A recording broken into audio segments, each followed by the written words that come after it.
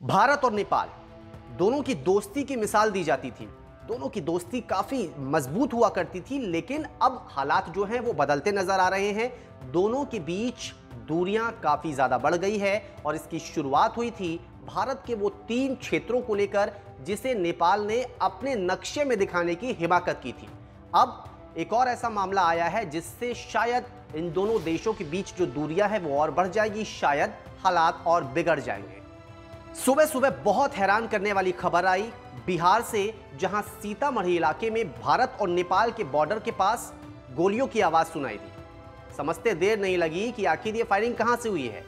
अब ये सामने आया है कि नेपाल की पुलिस ने भारतीय मजदूर जो खेतों में काम करने गए थे उन पर फायरिंग कर दी।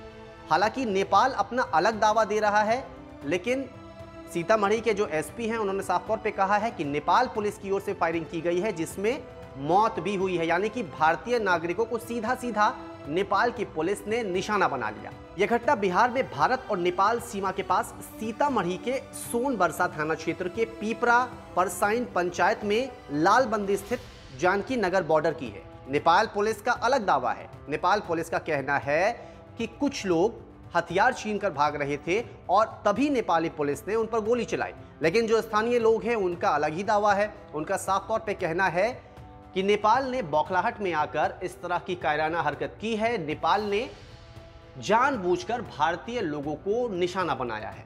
नेपाल से जो दोस्ती अच्छी हुआ करती थी, अब कहीं ना कहीं बौखलाहट में आकर नेपाल ऐसे कदम उठा रहा है जिससे दोस्ती और भी ज्यादा बिगड़ सकती है, जो खतरा है वो ज्यादा बढ़ सकता है।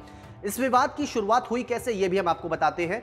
दरअसल भारत का वो 3 इलाका है, लिपुलेख, लिम्पियाधुरा और कालापानी। ये वो 3 इलाके नेपाल ने अपने नक्शे में दिखाए। खैर, हम अब बात करते हैं उस पुलिस की जिसने बिहार में भारतीय जो लोग हैं उन पर गोली चलाई। सूत्रों के मुताबिक नेपाल की आर्म्ड पुलिस फोर्स है जिसने भारत और नेपाल बॉर्डर पर सीतामढ़ी में भारतीय नागरिकों पर फायरिंग की। सशस्त्र सीमा बल की टीम घटनास्थल पर पहुंची भी। इसमें एसएसबी के सीनियर अधिकारी भी मौजूद रहे और साफ तौर पे बताया कि नेपाल की तरफ से करीब 16 राउंड फायरिंग की गई है।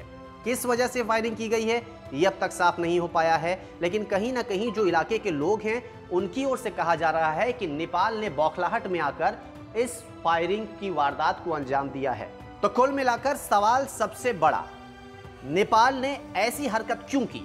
क्यों भारत के वो मजदूर जो खेतों में काम करने गए थे उन्हें निशाना बनाया? आखिर किसके कहने पर नेपाल इस तरह की हरकतें कर रहा है?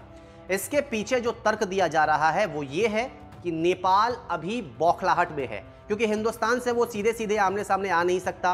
कहीं ना कहीं नेपाल को भी ये पता है कि भारत से टकराने का मतलब क्या हो सकता है, उसे कितना खामियाजा भुगतना पड़ सकता है। योगी आदित्यनाथ ने एक वार्निंग भी दी थी कि अगर नेपाल भारत की ओर आंख उठाकर देखता है, भारत को एक तरह से चैलेंज देता है, तो नेपाल को तिब्बत का जो हश्र हुआ था उसे भी याद रखना होगा। तो कुल मिलाकर नेपाल कहीं ना कहीं डरा तो है, उसे ये पता है कि भारत से जो टकराना होगा वो उसके लिए कितना घातक होगा। तो शायद अब सीधे सीधे ना सही, लेकिन दूसरे रास्ते से नेपाल भारत के लोगों को निशाना बना रहा है।